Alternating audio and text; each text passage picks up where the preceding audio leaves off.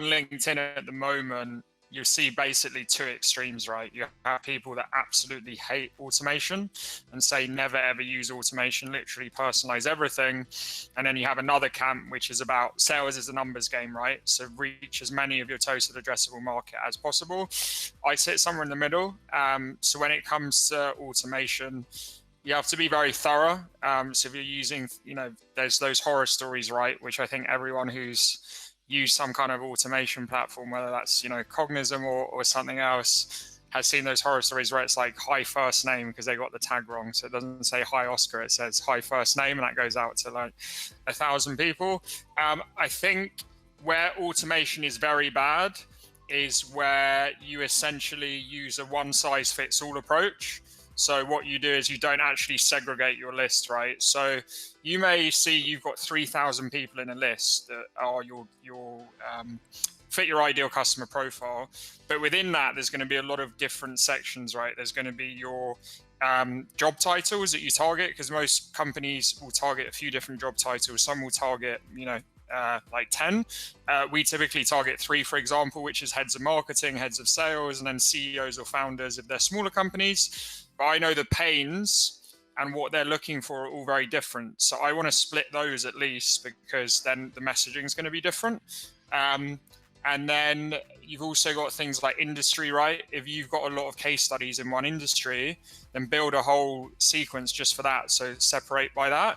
And then you've also got things like triggers. So a company that's raised a round, company that's hiring particular positions, company that's got a new product launch. So these are all things that you want to think about when you're automating. And if you don't think about those things, that's when I think automation goes wrong, because you get a spray and pray approach. And we've all got those messages, right? I probably get 10 LinkedIn messages a month pitching me outsourced IT services or like outsourced software development. And I'm like a sales consultant. Why would I need outsourced IT? And we're like 3 people in the company. So that's a good example of where they've used the spray and pray approach, which hasn't worked at all.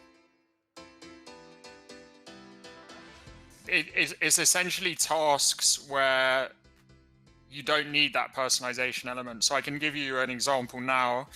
We've been using surveys as a very good tool, essentially to find out the pains of your buyers, right? So in our case, it would be, what's your biggest challenge related to outbound sales? Give a few options, and based on what they could be an email where they reply, or now LinkedIn has a poll feature where you essentially just click on a button and you know their pain. That's the kind of thing you can automate, right? Because I could send that to lots of sales leaders, maybe like 1,000 VPs of sales, and say, we'd love your feedback on this quick poll as a sales leader. All they have to do is press one button. So that's a kind of task you can automate. But then for the follow-up, when you know what the pain is, then you should personalize. So that's a good example of something you can automate. And again, if you've got a case study that's very relevant to a particular industry, or a particular industry very well, like I mentioned in my last example, you could send a message to maybe 300 people in that industry, because you're talking about how you've helped that industry specifically. Of course, if you can go into more detail and add a line of personalization at the start that's very relevant to the person you're speaking out to, that's going to be more successful. But there's always a time issue, right? SDRs only have a certain amount of time, so tasks like that, they can automate and still be successful. I don't think there's any kind of particular red lines. I would say once you've got someone in a buying cycle, I tend to use automation a bit more to get a qualified meeting. I think once you've got a warmer lead, and say you've had a very good conversation with them, I think then it's more important to be more personalized, because I think if you treat them as everyone else, right? So as an account executive or a closer or a salesperson at a company, you look at your pipeline, right? So if you've got very good leads, I wouldn't recommend automating those. Those are ones you want to nurture. And I think the more upstream you go in terms of like enterprise, I think enterprise VPs, C-level, the decision makers there, they get so many messages in a day that I think if you're targeting enterprise, you need to be a bit more personalized. Again, I wouldn't completely rule out automation for them, but if you do automation, I think you need to be very clever and very thoughtful about the way you do it. No, definitely. So I think that's where a lot of that comes down to data, right? So when I talk about email sequences or cadences or whatever it may be, an automation in itself, the first thing is the data, right? So firstly, you need to ensure you've got very good data. Obviously, that's where a solution like Cognism comes into play. Then, like I said before, you've got to segregate that list and also know that everyone in that list fits your ideal customer profile. Because if not, what you're going to do, you're going to get very small leads that aren't that qualified and don't have the budget for your service, or don't have a need, or they misunderstand what you do. And yeah, you may get a meeting, they may reply, say, hey, I'm interested, can we have a call? And then you get on a call with them and they're not a fit for your service, and it's just a waste of time for the salesperson. So yeah, certainly. And I've suffered that from the past. I think when automation first came around, or when people generally start using automation, they're like, hey, this is great. And I think, like 5 years ago, automated email sequences for sales, they weren't as widespread as today. So you could kind of get away with worse messaging. And, I did that and I got meetings, but a lot of the meetings we got weren't as qualified. So yeah, I certainly think that's a very common problem where you automate, you get results, but you're just getting kind of top of the funnel results and they're not actually leading to customers.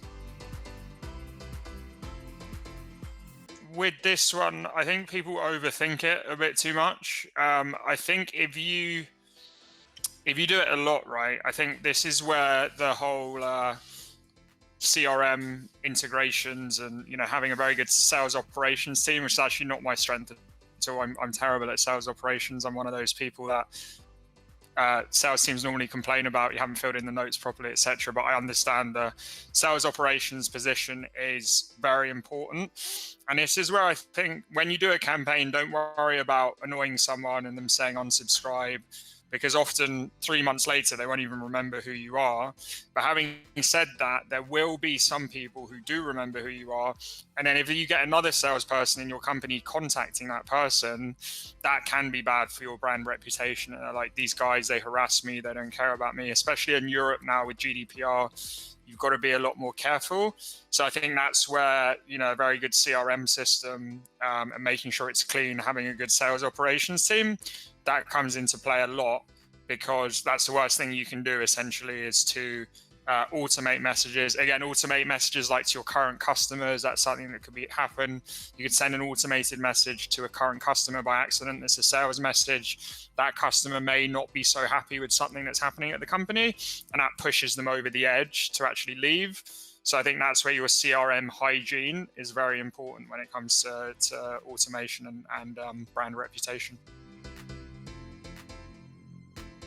I think it's going that way. I mean, I say unfortunately, automation has been fantastic for my sales career, but I don't want to get to a point where we're kind of like overly automating everything and people just rely on technology.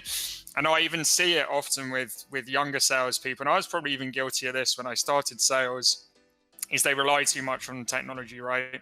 So the internet goes down and they're like, oh, let's go home, we're not going to work. It's like, well, you got a telephone, right? You use your telephone to call people. So there's a lot of different ways. I think if you've got, for me, the ideal salesperson, they've got that kind of old school hunter mentality. They can pick up the phone, they can approach whoever. But then they also understand, modern technology. So I think that's the ideal salesperson. I think there are going to be more and more automation tools. But I think the trend that's going to happen is it's going to become harder and harder to reach people. And you're going to need better messaging, because essentially what's going to happen. So first, this happened with email, right? So any VP or director who's listening to this, they probably get 100 prospecting emails a day. So the ones that are going to stand out, which is probably going to be one or two, they're going to have to be extremely good messaging. Whereas maybe 3 years ago, when they only got 20 emails, it was a lot easier to stand out in their inbox. And I think the same thing started to happen on LinkedIn. There's now like hundreds of LinkedIn automation tools. So you're seeing that kind of thing on LinkedIn where you receive, 100 LinkedIn messages. I probably receive 10. And as I said, I'm a small company. So I imagine, CEOs of huge companies are receiving hundreds a day. So it's becoming harder and harder to stand out on LinkedIn. And then there's going to be another channel, and that's going to have automation. So the messaging, use to attract people is going to have to become more and more personalized. So it's, again, I think that's something to think about when you use automation. Can I still look like I've done my research? Can I still look personalized when I send this message? Because if it looks like an automated message, people just don't respect it generally. So that's the advice that I give to people. I think I think this is what we were saying about the balance, right? So to me, the phone is still the best tool. Apart from like face-to-face, right? The phone is still the best channel to actually get someone. And the reason is you can have that interactive conversation. So that's always a channel I think is going to remain. The hardest bit is getting someone to pick up the phone nowadays, because I think the average connect rate is 5 to 10%.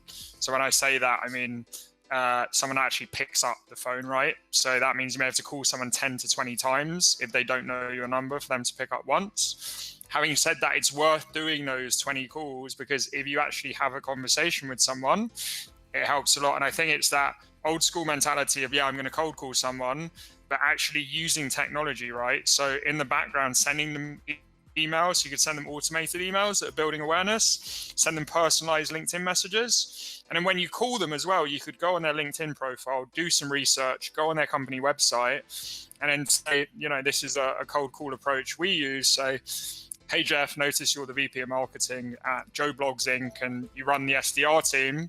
Like, how's that going? Have you managed to find anyone good?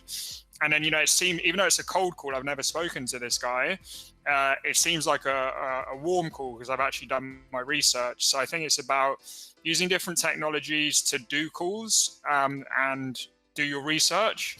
But again, you're still using that old channel, which is the phone. So I think essentially for me, it's, you know, a lot of people say cold calling is dead. I think cold calling is very much alive, but it's not cold calling anymore. It can become warm calling or smart calling because there's so many data points at our fingertips. And I think, you know, there may be a lot of younger salespeople here who think that calling doesn't work. And I would challenge them. I would say, just try it out because it certainly can still work.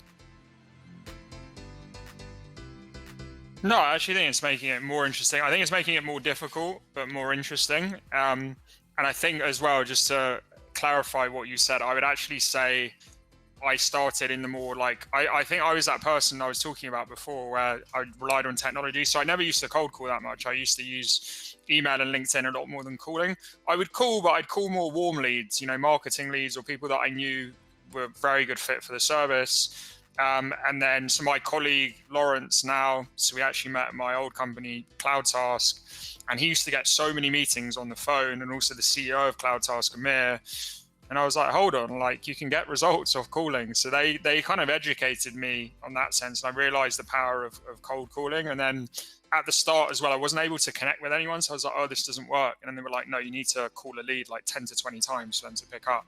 And I knew it took a lot of effort, but when I saw the results, I was like, okay, this is great. And then in terms of your question regarding, has it become more boring? I think it's become a lot more interesting. I think it's become very difficult. I think it's overwhelming. There's so many sales technologies and marketing technologies to assess, whether it's like data like Cognizant, there's tons of data people, whether it's, you know, sequence tools, sales engagement tools, whether it's CRMs. So there's a lot of technology to assess, which can be quite difficult as a salesperson in a company, because your company may have like 10 different sales technologies, all of which you've got to learn.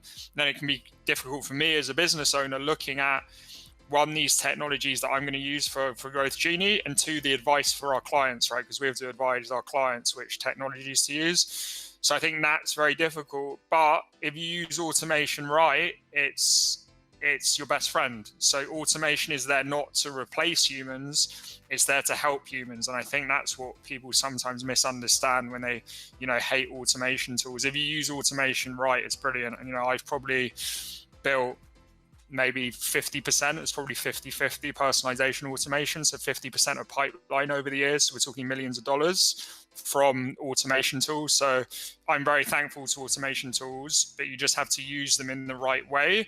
And yeah, as I said, it's becoming more difficult to stand out, but that kind of makes it more interesting. It makes the battle harder, and it makes the game more interesting. It's funny because I was having a conversation with a guy called Justin Michael, who is known for automation. He's big into sales technology and sales operations, sales systems. And he was talking about actually that the goal is to make it seem like you're 100% personalized, but actually it could be like 80% automated. And that's where the tricks come in, like I was talking about segregating your lists. If you've got 3,000 people, you should have at least 10 lists and then break it down into 300 people per list. And then in terms of what we do, yeah, I would probably say it's about 50-50, but the goal is that it seems 100% personalized, right? So, and we use things like the last touch in an email is always, like I was saying, first touch in an email now is often a survey, and a survey is very easy to automate because you just do your 3 personas or 3 industries, and you say, hey, as a leader in this industry, or as a head of marketing, as a head of sales, would love your feedback on this quick poll related to marketing, right? They have to click on one button. That's something easy to automate. Steps in the middle often then are quite personalized, but a step at the end, which I always automate, again, which is easy, is just to actually ask for feedback. Because by the time you get to we do about 7 or 8 touches on email. So by the time you get to the end of that email sequence, people call it the breakup email. I don't like a breakup email because typically you're going to have another conversation with that person, or that's a goal. In 3 months, you contact them again because it may just be a timing issue.